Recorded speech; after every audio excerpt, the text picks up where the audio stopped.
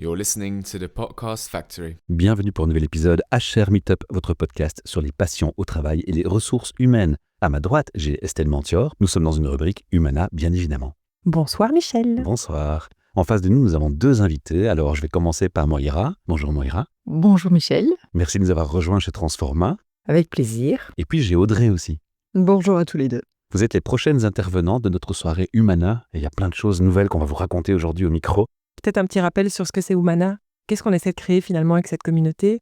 Humana, c'est une communauté qui a été reprise il y a 2 ans par Lauriane, Michel et moi, qui a pour but vraiment d'organiser des événements pour des RH, mais pas que, sur des thèmes qui vont intéresser un public qui vient des ressources humaines. Mais on est ouvert vraiment à la participation de tout type de profil parce qu'on se veut justement très ouvert et très inclusif avec toute personne qui finalement s'intéresse à ces sujets. On a 3 mots-clés, c'est le fun. Il y a toujours un apéro qui est offert par Q7 Leader. Et on a la chance d'avoir une salle aussi grâce à notre partenaire Transforma. Il y a la collaboration, c'est-à-dire qu'il va y avoir de l'échange, il va y avoir une dynamique.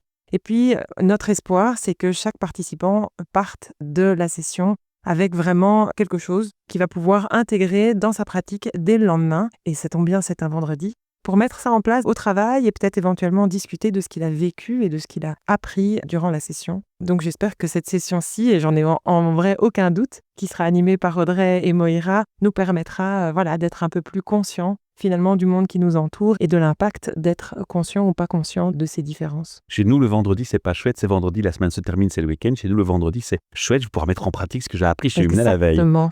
On va commencer par notre petit rituel brise-glace. Alors je regarde d'abord Moira. Ton rêve d'adolescente, que s'est-il passé? Et puis surtout, Moira, est-ce que tu es alignée avec ce rêve? Et peut-être, qui sait, y aura-t-il un lien avec le sujet de ce soir? Alors, mon rêve d'adolescente était d'être pilote d'avion de chasse. Wow. Alors, effectivement, j'y suis pas vraiment. Mais par contre, toujours un goût pour le dépassement et pour une forme d'adrénaline, effectivement. J'ai failli rebondir en disant, il y a quand même le côté de défi. Aussi.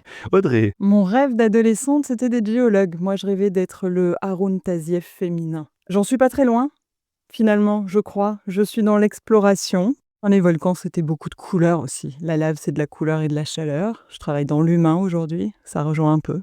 Alors, vous avez créé une société ensemble qui est Hypersens. Tout à fait. Ça va être la clé, ça va être la société et vous, avec cette société qui allez animer notre soirée. Alors, je vais laisser la parole à Estelle pour essayer d'expliquer à notre public, auditeurs et auditrices, qu'est-ce qui se passera le 9 octobre. C'est correct, c'est le 9 octobre qu'on fera donc notre belle rentrée chez Humana. On est ravis de commencer avec Audrey et Moira sur le thème de la neurodiversité. Alors, qu'est-ce qu'il faut savoir concernant ce nouveau thème? Les filles, j'ai d'abord envie de vous demander comment est-ce que vous êtes arrivées à travailler sur ce sujet? Qu'est-ce qui a fait sur votre chemin de carrière que vous vous êtes intéressée à ça? Et je commencerai bien par Audrey. 2 choses, je crois. Il y a déjà un parcours personnel qui m'a amené clairement sur le chemin de la neurodiversité. Comme moi, quand on y rentre un peu sur le tard, on y vient surtout par ses enfants. Et puis, on se découvre aussi chemin faisant. Pourquoi, dans son parcours en tout cas, on s'est parfois senti pas toujours à sa place, pas toujours dans la bonne case, pas toujours, ou en tout cas souvent en décalage par rapport aux autres. Et donc j'ai compris beaucoup de choses quand j'ai compris surtout le profil de mes enfants et le fonctionnement de mes enfants, et notamment de mon aîné, et maintenant ça date de quasiment 12 ans. Premier constat. Le deuxième, c'est aussi un constat plus professionnel, notamment sur les enjeux aujourd'hui qui sont dans les entreprises et auxquels elles doivent faire face. Et finalement, en se disant, les réponses, on les a peut-être souvent devant les yeux. C'est plutôt le capital humain qu'on sous-exploite. En ça, la neurodiversité peut être vraiment un levier stratégique. En tout cas, c'est notre conviction. C'est vraiment, on le vit au quotidien dans nos interventions, mais ça peut être un levier vraiment très, très fort et très puissant. Et donc, c'est vraiment ce qu'on a envie de faire avec Hypersens, c'est sensibiliser à la force que représente cette neurodiversité et en quoi ça peut changer beaucoup de choses dans une organisation, mais aussi dans une posture de leader, dans une relation à l'autre, dans le mode de collaboration aussi. Et comment ça peut venir apporter des solutions qu'on cherche dans des innovations de rupture, quand finalement la simplicité peut s'imposer. Excellent. Sur les réseaux sociaux, on met des clichés, des étiquettes vite fait, et puis il y a des controverses sur ces étiquettes, est-ce qu'elles ont lieu d'être ou pas? Il y a des gens qui ont plutôt tendance à dire, c'est un nouveau terme marketing pour essayer de parler de quelque chose qui a toujours existé. Oui. Ou alors, il y a des gens qui disent, non, on a trop souvent ignoré ce phénomène, et là, on va en profondeur, on a compris, et maintenant qu'on a compris et qu'on a la maturité de le gérer, on va le gérer optimalement pour les ressources humaines notamment. Effectivement, il y a ces 2 écoles qui s'opposent aujourd'hui, c'est-à-dire ceux qui disent, c'est la nouvelle mode et ça va passer. C'est ça. On n'a pas trouvé autre chose, donc c'est dans l'air du temps. Là où c'est compliqué d'aller contre ça, c'est que ce sont des gens qui ne sont pas sensibles ou qui ne l'ont pas vécu ou qui ne l'ont pas approché, qui n'y ont pas fait face finalement à un moment de leur vie. Et en plus, il y a l'effet je mets tout le monde dans le même sac à patates, Et si voilà, vous me permettez. Absolument. dans lequel on ne vient pas toucher en tout cas à la finesse finalement de tout ce spectre, parce qu'on parle de spectre, quelle que soit en tout cas la nature de la neuroatypie ou de la forme de neurodivergence dont on parle. Une personne n'est pas l'autre, et une personne qui est porteuse d'une forme de neurodivergence n'est pas une autre. Si on parle par exemple d'une personne qui peut avoir un trouble du déficit de l'attention, il va s'exprimer de façon complètement différente d'une personne à une autre. Ça c'est très clair. Parce que l'environnement, parce que l'éducation, parce que l'ADN aussi de la personne est complètement différent, mais aussi parce que l'importance des symptômes, l'expression peut être différente, et aussi parce qu'on peut cumuler différentes formes de neuroatypie. On a tendance à les mettre dans des cases comme si elles étaient, ou en tout cas elles existaient de façon isolée, ce qui n'est pas du tout le cas en fait. On a beaucoup plutôt de juxtaposition. Donc non, nous on se bat contre ce côté effet de mode parce que c'est quelque chose qui fait beaucoup de mal, surtout nous, à notre niveau, à la sensibilisation que l'on veut faire, et donc qui ne permet pas à tout le monde d'entrer dans le sujet, en tout cas. On se bat contre les étiquettes, parce que c'est vrai qu'il y a vraiment beaucoup de gens qui mettent les étiquettes. On a déjà pu entendre des choses qui ont pu vraiment nous faire bondir. Et c'est vrai que, voilà, une personne qui a un TDAH n'en est pas une autre, et ça ne définit pas la personne. Une personne qui a un trouble autistique, il n'est pas autiste, c'est pas spécialement un Rainman, et ça ne le définit pas. Il peut avoir des compétences extraordinaires. On dit qu'ils ne sont pas sociables, certains sont vraiment très sociables. Tout dépend effectivement de l'environnement, du sujet, de la raison. Et donc, n'est pas résumer les gens à ça, en fait. Ça ne les définit pas. Ça fait partie de qui ils sont, mais ça ne les définit pas. On préfère dire qu'ils ont une forme de neurodivergence qui donne le sentiment qu'en fait, quand on a quelque chose, ça veut dire qu'on a quelque chose en plus. Quand on est, c'est très réducteur en fait. Donc on préfère utiliser le verbe avoir, ou l'auxiliaire avoir, plutôt que l'auxiliaire être pour en parler. Moira, toi, comment est-ce que tu es arrivée finalement à t'intéresser à ce sujet? Et j'ai une deuxième question pour toi.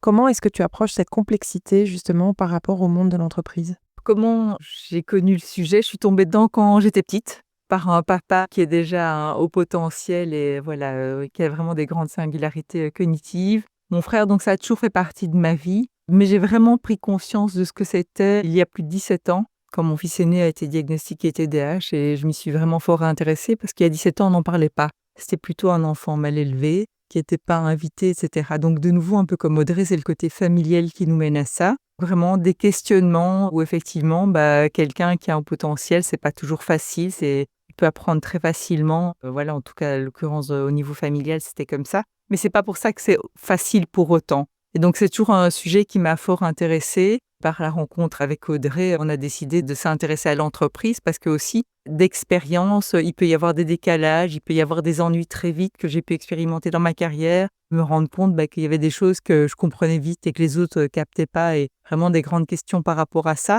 Mais donc, c'est surtout aussi pouvoir amener de l'aide parce que personnellement, ça a été, je m'en suis bien sortie, mais j'ai pu voir quand même beaucoup de personnes qui ont pu souffrir de ces étiquettes, de ces différences, de ces singularités qui sont très difficiles à vivre.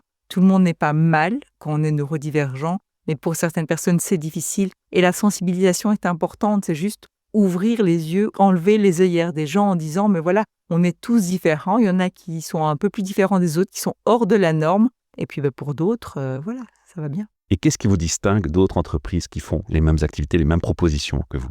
2 choses, je dirais. La première, c'est qu'on a, Moira et moi, une grande expertise à la fois du terrain. Donc, on a cette vision un peu stratégique de l'intérieur de l'entreprise parce qu'on y a passé quand même 20 années, moi notamment à des postes de dirigeante. Donc, voilà, au contact de managers et de directeurs et de dirigeants, on sait de quoi est-ce qu'on parle, clairement. La deuxième chose, c'est l'approche et la méthodologie d'Hypersens. On a construit une méthodologie qui est autour de la nuance et du leadership de la nuance. Concrètement, ça veut dire quoi? Ça veut dire que on parle beaucoup de leadership humain aujourd'hui et nous, on amène une dimension encore supplémentaire qui est la notion de nuance qui prend en considération le contexte de l'individu ou du collaborateur, évidemment, son fonctionnement spécifique et non pas son étiquette, son besoin à un moment donné aussi, son évolution et puis le défi aussi qu'est en train de vivre l'organisation. Mais du coup, on est dans une approche qui est vraiment encore plus personnalisée, peut-être plus fine et qui nécessite beaucoup d'écoute de la part du management, mais aussi de la part des collaborateurs, parce que la posture de la nuance, on peut aussi l'appliquer aux collaborateurs et aux équipes. Moi, je voudrais aussi juste rajouter un autre point qui est important par rapport à la façon dont Hypersens travaille, c'est qu'on travaille vraiment de façon systémique. Il y a l'entreprise, clairement c'est important, et il y a les équipes et les individus. Tout ne repose pas sur les épaules du manager ou du leader, mais c'est vraiment tous les membres de l'équipe qui ont leur rôle à jouer par rapport au collaborateur, peu importe qui il est, qui est neurodivergent, et puis lui aussi en termes d'individu par rapport à ce qu'il fait. Et j'imagine qu'il y a en effet une partie de votre travail qui est de la sensibilisation, mais j'imagine qu'il y a aussi une partie qui est dans l'action, qui est dans le fait de conscientiser, mais de faire changer les choses, de faire changer les approches. Est-ce que vous pouvez nous faire un petit teaser par rapport à la session du 9 octobre qu'on va vivre ensemble, sur comment est-ce que vous amenez ce passage à l'action et comment est-ce que les personnes qui vont nous rejoindre pour cette session vont vivre vraiment votre expérience? Le côté pratico-pratique. Oui, alors ça, c'est quelque chose qui nous tient vraiment à cœur, hein. C'est-à-dire qu'effectivement, la clé d'entrée, c'est quand même la sensibilisation. Déjà, il faut savoir de quoi on parle et être aligné sur le point de départ. Qu'est-ce que c'est que la neurodiversité? Parce que déjà, on n'en a pas parlé, mais nous, on part du concept de la neurodiversité, c'est-à-dire que chaque mode de fonctionnement cognitif est différent de l'une à l'autre personne. Peu importe qu'il y ait une forme de neuroatypie ou pas, déjà par essence, nous sommes tous différents dans nos fonctionnements. Sans compter qu'il y a des gens qui ont l'art de mettre un masque aussi pour se protéger. Oui, Tout à fait. oui, tout à fait. Et les gens qui sont souvent concernés par une forme de neuroatypie, qui effectivement vont essayer de se conformer et donc de masquer tout ça. Mais donc, cette phase de sensibilisation, elle est inévitable. Donc, c'est déjà dans une première étape expliquer ce dont on parle, qu'autour de la table, on soit tous alignés sur ce sujet-là, pour ensuite pouvoir passer à l'action. Et donc, nous, dans notre mode d'action, en tout cas, ce qu'on essaie de valoriser vraiment systématiquement, c'est l'intelligence collective. Et c'est de faire ressortir, en tout cas, une forme d'émulation et de dynamique collective, à la fois des apprentissages, mais aussi des solutions spécifiques, ou en tout cas adaptées, et touchées vraiment du doigt. Et on passe aussi beaucoup par des formes d'immersion. Se mettre dans les chaussures d'eux. Qu'est-ce que ça veut dire concrètement? Et ça va dans les deux sens, hein. Ça veut dire se mettre dans les chaussures d'un neurotypique comme moi, je suis neuroatypique, parce que quand on parle de communication et de collaboration, on parle de symétrie, évidemment. Et se mettre aussi dans les chaussures, dans la peau de quelqu'un qui peut vivre avec une forme de neuroatypie et à quoi ça peut ressembler. Donc il y a de l'immersion et du passage à l'action en intelligence collective, où là on va venir questionner notamment. Le but est que chacun se comprenne mieux. Oui, pour mieux collaborer. Il y aura du fun, ça on le sait. Il y aura la collaboration. Deuxième case, j'ai coché. La troisième case, c'est l'apprentissage. Et l'apprentissage aussi vraiment par l'immersion, parce qu'en formation, on sait que vivre quelque chose, expérimenter quelque chose, un beaucoup plus grand facteur de compréhension et aussi pour retenir et d'apprentissage. Donc pour nous, l'immersion est vraiment quelque chose de clé qu'on a déjà pratiqué à plusieurs reprises. Et vraiment, les gens en sortent enchantés. En fait, enfin, ils comprennent. Enfin, ils peuvent imaginer un petit peu ce que l'autre peut vivre, en tout Il y a cas. même le côté persuasion, parce que finalement, en faisant vivre, pour ceux qui avaient des doutes ou encore de la crédulité, on persuade que voilà, ils ont juste à ouvrir les yeux pour voir la réalité. Il y a aussi un élément qui est important qu'on n'a pas encore mentionné par rapport effectivement à la neurodiversité et surtout les profils neuroatypiques en entreprise. C'est qu'on estime qu'il y a quand même 15 à 20% de la population qui est neuroatypique. Mais en fait, ces personnes sont déjà dans les entreprises. C'est pas pour remplir des quotas ou autre, on va en engager. Non, ces personnes sont là et on a parlé du masking précédemment. Mais effectivement, ces personnes peut-être essayent vraiment de se conformer ou d'être dans la norme, de ne pas se faire remarquer parce qu'ils ont vraiment envie d'être low profile comme on peut dire. Et donc, Ça leur a joué des tours parfois. oui, souvent. Enfin, ça peut vraiment. Mais c'est vraiment qu'est-ce que je peux faire pour mon collègue. Donc, quand on dit 15 à 20% de la population, ça veut dire un collaborateur sur 5. On parlait tout à l'heure de douance, parce que souvent on fait le rapprochement avec les 10 et la douance. Est-ce que, objectivement, on a des chiffres qui démontrent que telle personne a généralement un potentiel supplémentaire, une plus de capacité de compétence ou d'intelligence que pour dans l'entreprise faire la différence aussi sur ses capacités? Est-ce que c'est des forces quelque part? Oui, ça Clairement. clairement. Oui. Moi, j'en suis convaincu, mais je préfère vous challenger aussi sur la question. Non, mais tout à fait, et ça a été démontré, c'est-à-dire que on parle de fonctionnement cognitif différent, ça veut dire qu'il y a peut-être... Alors, on parle de troubles aussi, troubles de l'apprentissage, troubles du déficit de l'attention, clairement, troubles du spectre de l'autisme. Dans les profils hors normes, nous, chez Hypersens, on y associe aussi le haut potentiel intellectuel. Ça n'est pas un trouble, c'est plutôt protecteur, certes, mais c'est quand même un profil hors norme. C'est-à-dire que c'est quand même un profil qui ne va pas fonctionner de la même façon, qu'il va falloir nourrir peut-être différemment dans une entreprise ou dans une équipe. La réalité, c'est que oui, ils ont des talents et en fait qui viennent heureusement, quelque part, contrebalancer les zones dans lesquelles ils ont plus de difficultés. Et donc, par exemple, si on parle des 10, on a l'habitude de dire que ce sont des penseurs en images, mais ils ont cette capacité créative qui est très très forte. Ils ont une capacité visuelle qui est très très forte aussi, bien supérieure d'ailleurs à d'autres, et ça peut être démontré. Ceux qui ont des troubles du déficit de l'attention, on a tendance à l'associer à une déficience d'attention, un défaut d'attention réel, alors qu'ils ont une capacité d'hyperfocus aussi et d'hyperconcentration,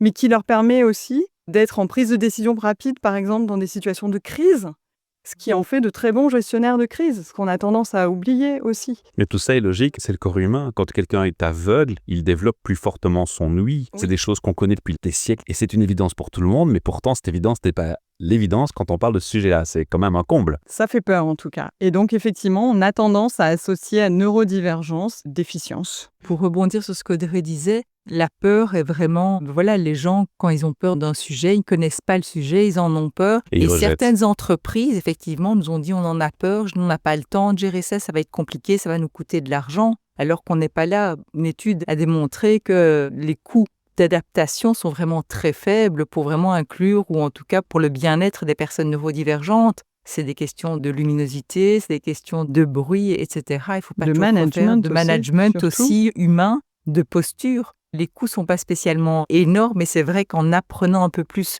sur les singularités de quelqu'un d'autre, comme quand on apprend la culture d'un autre pays, etc., on découvre et on n'a pas peur et on se rend compte que c'est pas compliqué en fait, c'est s'ouvrir aux autres, comme ça a été dit précédemment. Et comme tu disais, je pense que c'est vraiment une idée de changement de mentalité parce que finalement, il y a 20 ans, on parlait pas tellement, par exemple, d'Inside Discovery ou du MBTI, etc. Et puis, c'est devenu quelque chose d'indispensable dans toutes les sociétés de comprendre les modes de fonctionnement bleu, rouge, jaune, vert ou introverti, extraverti, etc. Et finalement, on pourrait l'approcher de la même manière, de se dire, il y a différentes couleurs chez les personnes et l'idée, c'est de pouvoir, sans les catégoriser, mais c'est de pouvoir les identifier et de comprendre finalement quel est le pendant, quelle est l'attitude qu'on peut adopter pour aller vers cette personne-là et la mettre dans sa situation de performance. Oui, si je et peux sans dire. avoir besoin du diagnostic ou de l'identification. C'est-à-dire qu'en fait, ce qui est important, et ça, c'est là où du coup on en vient quand même à notre philosophie, c'est que ça s'applique aux besoins. Ce qui est important, c'est de comprendre le besoin spécifique de chacun.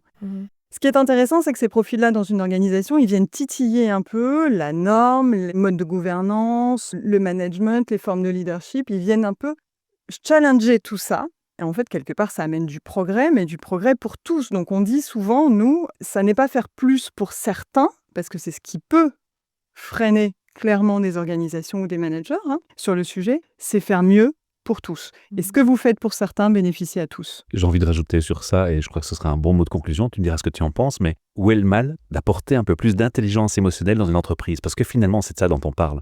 Dans votre accompagnement, vous allez amener plus de capacité d'intelligence émotionnelle, plus d'ouverture d'esprit et de regard sur l'intelligence émotionnelle. Et je crois que même si on n'a pas des personnes concernées dans son entreprise qui est quand même rare, on l'a dit tantôt, ça fait pas de mal d'apprendre à être un peu plus intelligent émotionnellement et à déceler les choses. Et de la communication. Et de Il y la a énormément de communication, voilà. communication interpersonnelle au sens voilà. large. Intelligence relationnelle, en fait. Ouais. C'est jamais du temps perdu. Donc même si vous croyez que vous n'êtes pas concerné, il faut venir. Exactement. Ça peut par contre être vraiment le bon mot de la fin. Si vous voulez en savoir plus, si vous avez envie de découvrir qui dans vos collègues, entre guillemets, pourrait avoir besoin de votre ouverture et de votre capacité à se connecter à l'autre finalement, rejoignez-nous le 9 octobre En soirée. chez Transforma à partir de 18h30. Venez prendre un petit verre avec nous et puis échanger et discuter avec Audrey et Moira sur le thème de la neurodiversité. Le site internet Hypersens, www.hypersens.co. parce que je suis certain que des curieux et des curieuses iront déjà sur votre site un peu s'informer de ce que vous faites et on les y encourage. Un grand merci à notre sponsor Q7 Leader, parce que grâce à eux, le verre d'apéritif d'accueil sera offert, avec quelques amuse-bouches même.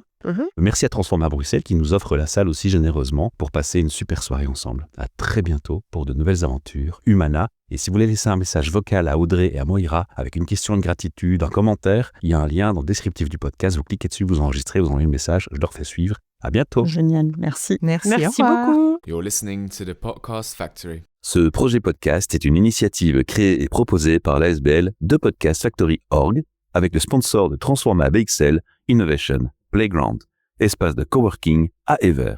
Depuis janvier 2025 et pour 5 années, nous sommes aussi sponsorisés par Plugin Company, notre opérateur de bornes et de cartes de recharge privilégié. De Podcast Factory Org est très fier d'être membre de Kaya, coalition des écopreneurs et écopreneureux, et de collaborer avec le Love Health Center. Vous retrouverez tous les épisodes de tous nos podcasts sur le site whatsyourstory.be. N'oubliez pas de vous abonner à notre chaîne YouTube de Podcast Factory Org Nous y proposons le podcast en format vidéo avec la transcription en sous-titres en plusieurs langues.